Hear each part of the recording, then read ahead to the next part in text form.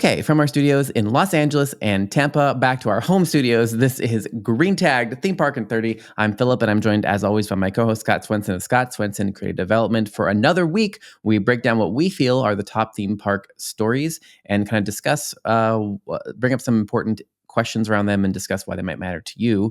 And of course, I think we talk about earnings a lot because money is important. Because money is important. Because money is important. This is a job, not a hobby, kids.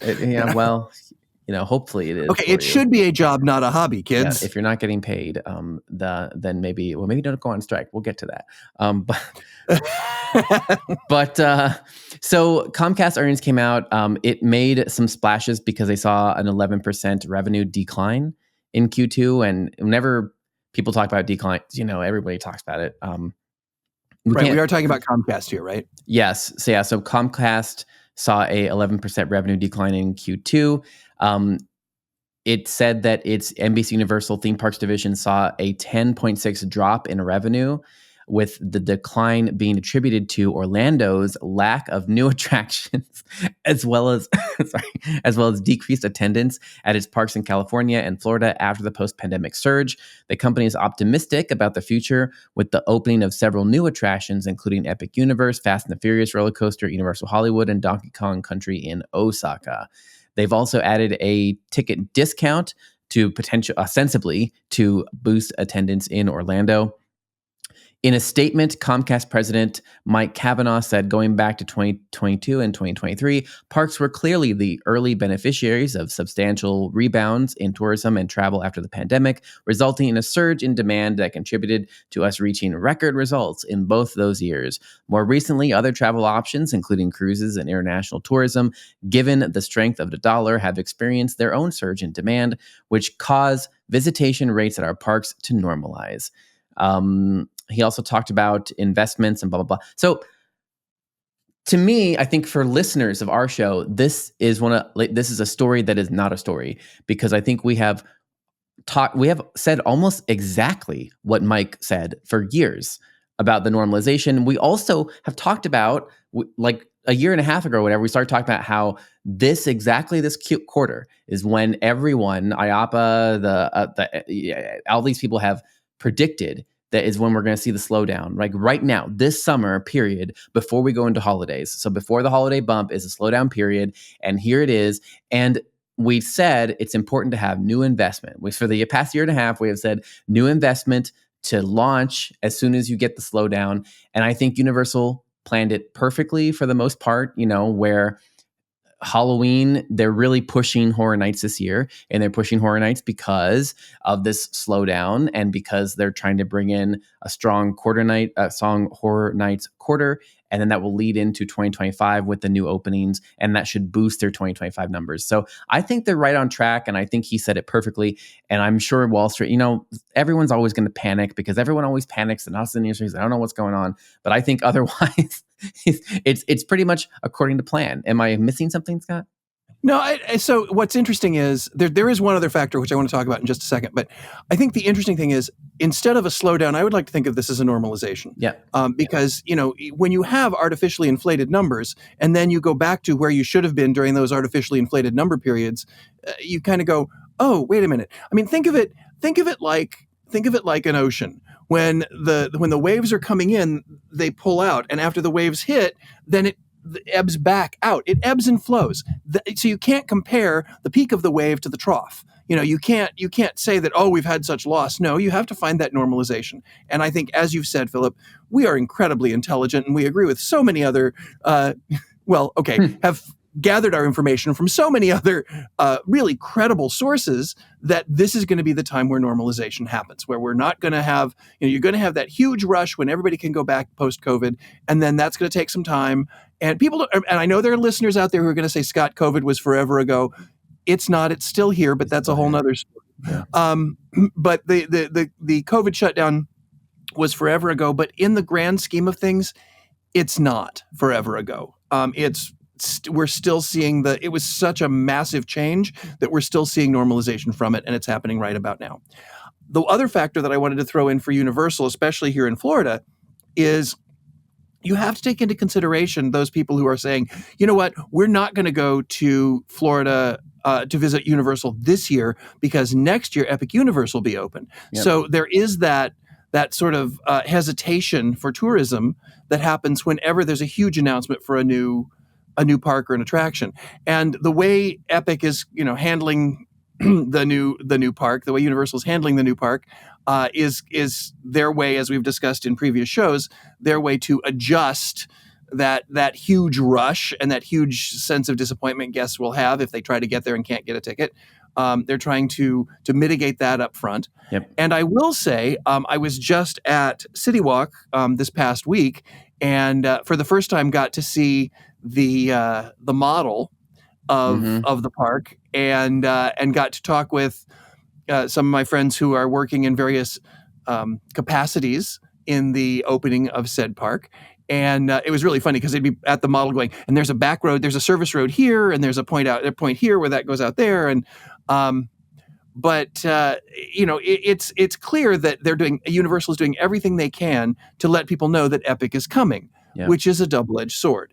It's great to have that buzz prior to, but it also will slow down your visitation while guests are waiting for the new thing to open.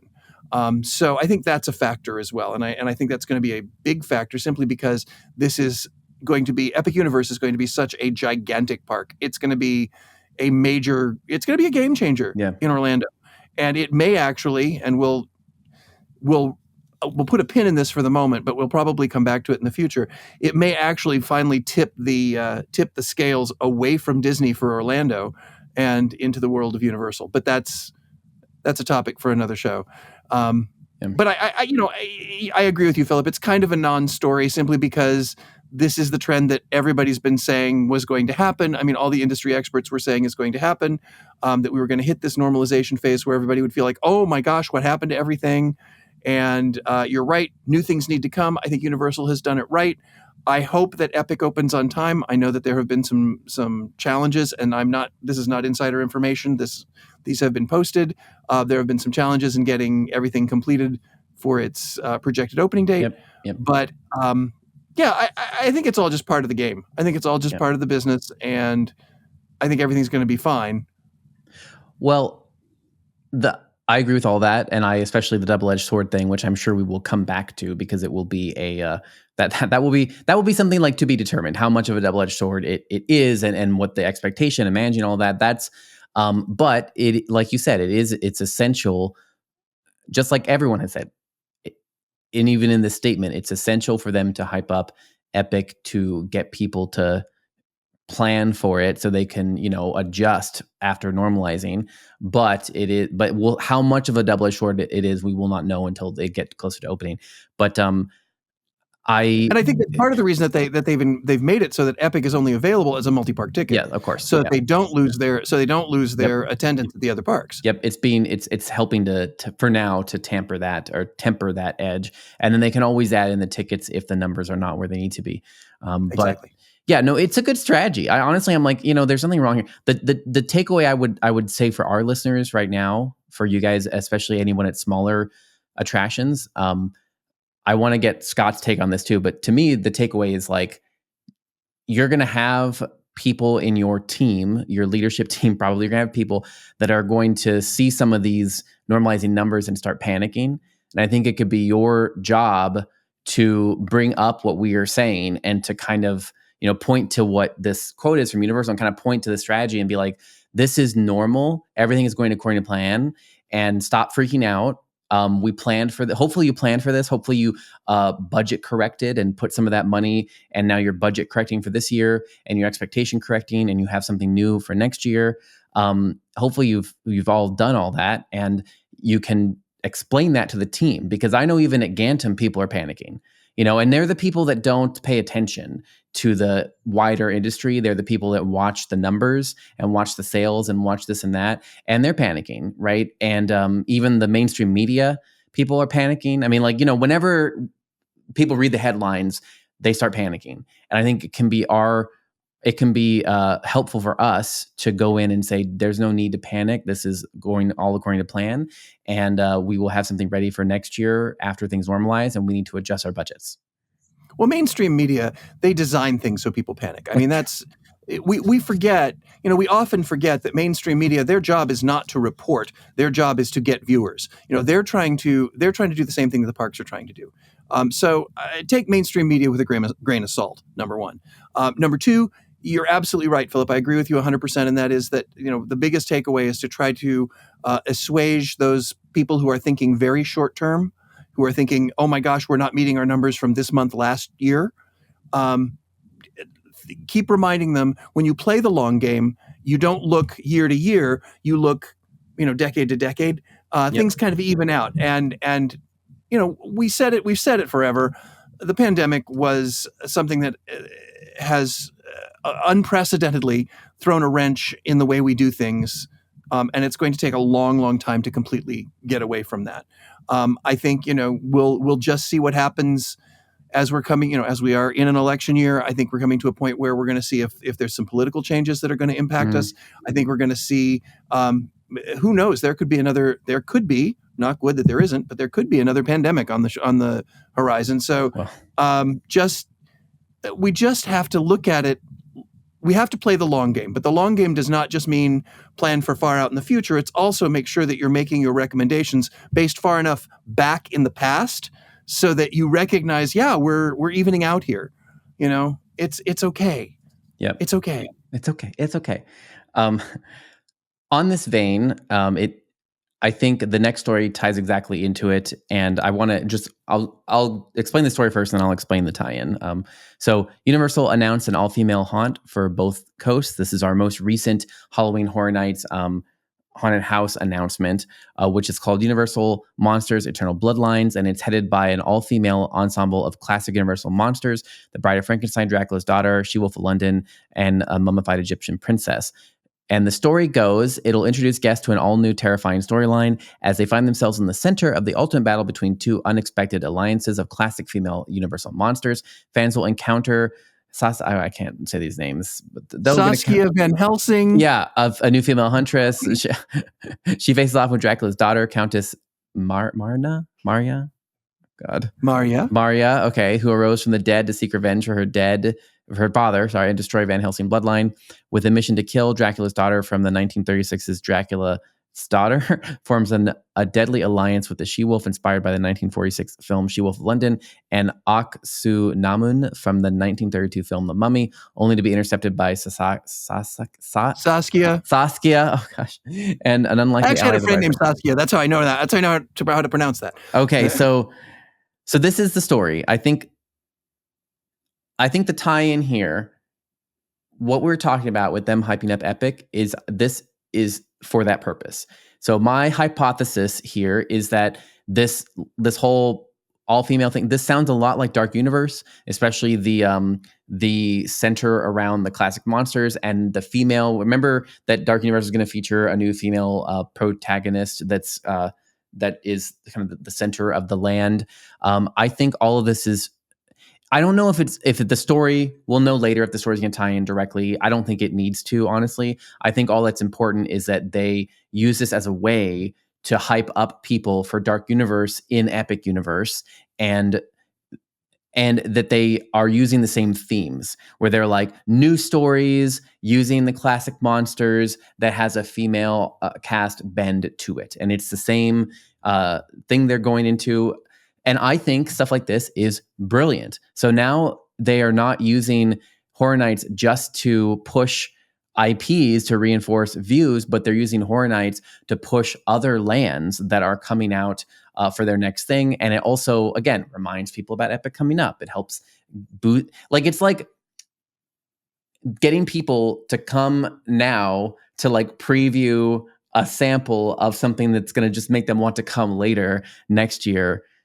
This is good. And I don't know how much it's going to tie in or how much they're going to admit or not admit, but it doesn't matter because I think already it's on the same themes. So that's I'm going to guess, there are two really smart reasons to do this. The first is, like you say, Philip, Dark Universe will have a female protagonist. And I think not even more so than just tying into or starting to prep. I think it's, for people who don't think about this kind of stuff in this kind of detail, I think it's just normalizing the classic Universal monsters with a female counterpart. I think it is their attempt to normalize this, because when the announcement was made, there was a great deal of pushback, or at least gruffling, about having an all-female protagonist. Like, well, wait, this is a classic story. Why isn't it still a guy? And blah, blah, blah, blah, blah. And I think that, for many reasons, which we won't go into here, but I think it's a very wise choice to shift it up, to shake it up a little bit, and shift it to a female protagonist. But so this is just a way to normalize that, so that the guests, it doesn't seem so strange to have a female Frankenstein relative. It's just normalization. It's a way to get the masses comfortable with a new concept. There's also something that many years ago I did out of necessity while still working for Busch Gardens in Tampa. I actually created a haunt that was all female. It was based on a sorority, and it was the Delta Epsilon Delta sorority, or DED, DED. And the reason I did it as all female was for very practical reasons. I was able to cast women significantly easier than I was able to cast men. There were, at the time, and I don't know whether this is still true or not, but at the time there were significantly more female performers than there were male. So I did it strictly out of practicality. Yep. To make it so that I could staff easier. So that may not have been one of their plans, but it's certainly going to make it operationally simpler for them to staff it on a regular basis. And as we say, it will normalize the female counterpart of the classic Universal monsters. Yep. So, yep. It's a good and a good. Somebody is thinking very hard over there at Universal. Hey, I work for Universal. I'm a thinking. I don't know. Oh gosh. Okay. All right. What's your job? I'm a thinker. Can you tell that I'm wasted from this? You're a little punchy. Yeah. Oh, just a little punchy. Lord. Okay. Our next story, again, I'm not sure this even matters, but Disneyland cast members have approved. So I'll just do it. The cast members are vote for a strike. So union members at the Disneyland Resort have voted almost unanimously to authorize a strike against the resort. The Master Services Council has reported this past week. The Master Services Council comprises 4 unions representing 14,000 Disneyland Resort cast members. It asked its members to vote earlier this week on a work stoppage as the unions continue negotiating a new contract with Disney. So basically all it is they've just authorized a strike. So now they are allowed to strike when the final contracts come out. So basically, to me, this, I'm not sure if it is a story, because we've talked about the strikes before. And to me, this seems more like a negotiating tool that will. So basically now Disney knows that they can walk out. And that's what they need. They need Disney to know that they could walk out. And 14,000 cast members walking out in September, which would be when the thing would come up, would be a big deal, because as we just talked about, the parks are really kind of banking on the Halloween season. That's why, again, Disney has been pushing Halloween time a lot. And, they've been pushing even the Haunted Mansion, which we didn't talk about, the Haunted Mansion opening early. It's already going to be in Haunted Mansion Holiday. I mean, there's a lot of push going on here for holidays, and 14,000 people walking out in the middle of like Oogie Boogie Bash would be a problem. That would be a big problem. It's been 40-ish years since the last major strike. And I think, just for context, many of them are making less than $20 an hour. So basically they haven't kept up with the rising costs, and it's about the same as the minimum wage requirements anyway. And I think their argument, I'm not sure about this part. I agree. Everything else, I'm not sure about the argument. I just don't know either way. I think everyone should be at 25, but that's not tenable for some businesses. But their argument is that it hasn't been keeping up, and basically that it's barely minimum, and so other companies are more competitive. Basically, their argument is like, our customers could just go a lot of other places to get a better, more competitive job. And I'm kind of like, well, then you should. I mean, I don't know. I don't know. I don't want to be. I'm not. Personally, I do identify with them. I always think that cast members should be compensated because I do think that, especially at Disney, I think the cast members is kind of why you go. Like, again, I mean, like, and that's their own fault. I mean, again, it's just, to me, it reminds me of like when you're going to like any sort of boutique experience, like you're going to a designer boutique or something. I mean, like, part of the experience is that you have a sales rep that goes around with you or that can help you with things. And I mean, Disney has tried to position themselves as a luxury brand, and this is a problem of their own making. You know, it's like you can't have it every way. You can't design a luxury experience for people where they're going to have cast members and all this stuff, and then make it so that the cast members could get a better job at Starbucks. And so, like, why would they be there? I mean, that makes a lot of that part I disconnect. I think Universal has not put themselves into this box because it's when you go to Universal, it's not about the cast members. You're going to Universal, and again, it's the monsters or whatever. I mean, you don't even. Last time I was there, as I mentioned, there wasn't even a cast member around, and there was like a fight breaking out with no one to solve it. So but it is what it is. So they've got different problems. They have different problems, but the guests, I think, expect it. Like, they're not, at Disney, they're expecting that a cast member will be there to help them solve a problem. You don't expect that at Universal, and they put themselves in that box. It's interesting that we have our bicoastal points of view because you've got the Disney and the Universal in California point of view, and do I? Because I think I go to Orlando more. I think you go to Orlando more, yes, but I also believe though that people have come to expect the same from both, at least anecdotally from the people that I know who are season pass holders to both. I mean, everybody who lives in Orlando, everybody I work with is a season pass holder to both parks. Yep. And goes to them constantly. Yeah, I do. I go to Universal Orlando more than Hollywood, honestly, but yeah. But again, that point being, I think the expectation now is the same for both as far as a luxury brand. And at the very least, maybe not a luxury brand, but at the very least, the expectation that the cast members or the team members are there to serve, interact, be part of the experience. I think that the other thing that we have to take into consideration here is I don't want anybody to think for a moment that either side seriously is planning on 14,000 people to walk out. That would be detrimental to both sides if it actually happened. So this is, as you said, Philip, this is just a negotiating tool. All it's saying is putting a little bit of teeth behind if we don't get what we want, we're going to take our ball and go home.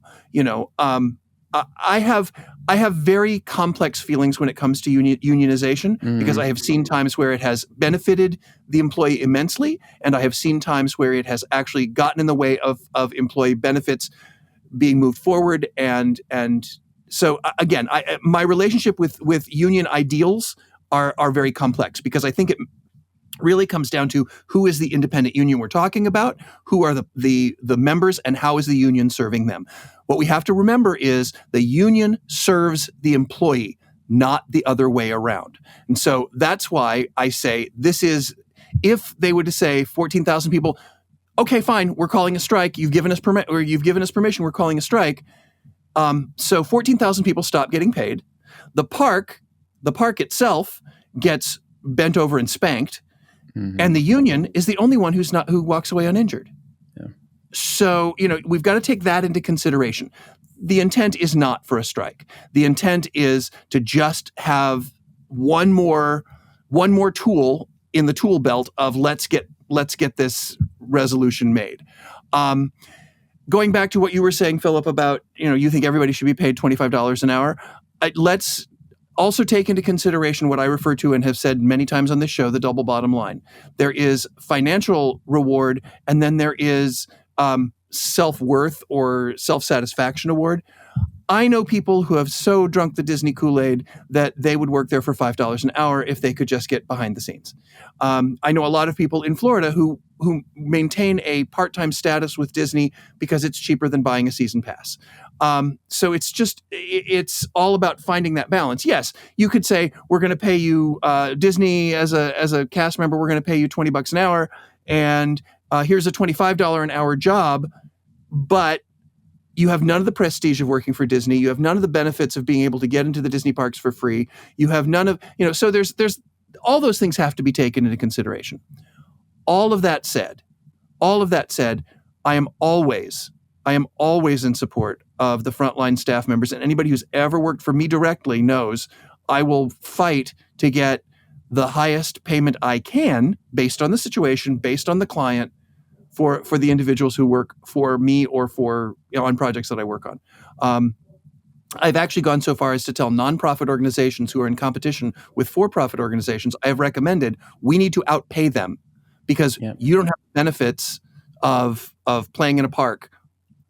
So we've got to outpay in order to get the same kinds of people. Yeah. So I totally agree with proper compensation, but I don't think it should be just money. I think all things need to be considered and all things need to be taken under advisement. Yes, people have to have enough to pay their mortgage and pay their car payments and all that. Basic living expenses, 100% agree. There's going to be someone listening to this who's going to say, Scott, you're not being realistic. Everyone deserves to make more money, blah, blah, blah, blah, blah. And that's why I say, I firmly believe that everyone should be properly compensated. But as Philip just said, if you don't feel you're being properly compensated and there's a place across the street that's going to pay you more, go there.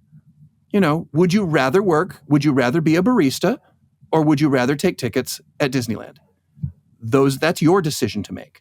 Yeah. That's your decision to make. And yes, in this particular case, the union is there to help facilitate your voice when dealing with management. Totally agree with that. And if they are not representing your voice, get with your union rep because they work for you, the employee, not the employer, the employee. I think we've said everything. Yeah. Well, yeah. I kind of think we've said everything we need to say on this. We've talked about this before, so more ad nauseum. I just, it is like you said, it's a very difficult topic. It's a different news cycle, Philip. We got to talk about it again. I know. God help us. It's like the earnings, but it's just a difficult topic because it's a little bit different for each individual person. And I also do think, though, Scott and I are not really the ones who have the authority to talk about it, just because we're not we have the privilege of being Americans who can choose to do work because we want to do the work versus having to do a thing to eat. And I think that's also, I want to acknowledge that we're in that perspective because the living wage in Anaheim currently is $27. And so, I think, but again, back to Scott's point, they're going to have to make the decisions for themselves because there are going to be some people who, are in a situation where if they can live with their family, if you're younger and you're still living with your parents and you don't have as much of you don't need to make $27 an hour to have a living wage. And you're a privileged position, so you can afford to work for Disney, which is me personally, I just think I'm not sure how sustainable that business model is. If you are relying on your staffing model only works if you can hire enough privileged people because they all have enough random money to be able to work there. I guess it's working. So, who am I? But I'm just, if you're trying to live as an adult in the Anaheim area, 27 would be where you would need to be at. So, but to Scott's point, if that's where you are and you don't have parents you can live with or whatever, and you need to be making 27 an hour at least, then you'll just go. We won't even consider Disney. You'll just go somewhere else, and maybe that's what they want. I mean, maybe they only want the people who have, I don't know. I think they want people who feel as though working for Disney is part of the compensation. Yeah. So now you see why I have never worked for Disney. Yeah, but at the cost of what, I guess, is my thing. I'm not a Disney fan. But I know people who have, and you see it. Look at social media every day. If you have anybody who works in the theme park industry, every day you'll come across at least one person who will say, "Oh, I finally got my dream job," and there'll be a photo of their Disney badge and their traditions schedule. And I know so many that have, I know. So many. And there's nothing wrong with that. That is my point. Yep. There's nothing wrong with that. If that's what, Philip, you and I have had this discussion about our work, your work and my work. Yep. Why do we do it? Because it's what we love, But also we can afford to do it because we're not homeless or starving on the streets or something. But if I couldn't afford to do it, I would do something else.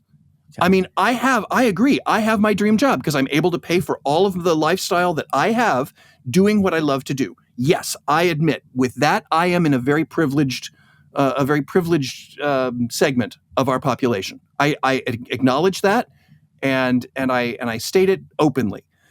At the same time, if you are not in that position, but you are damn sure you're going to be part of the Disney cast, you need to rethink your own evaluation. Yeah. You have to make sure, because not every job should be open to every person, assuming that they have the skills to do it. Yep.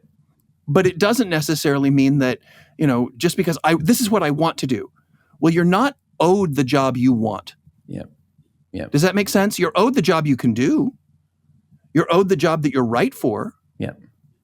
So I think it's important to recognize that and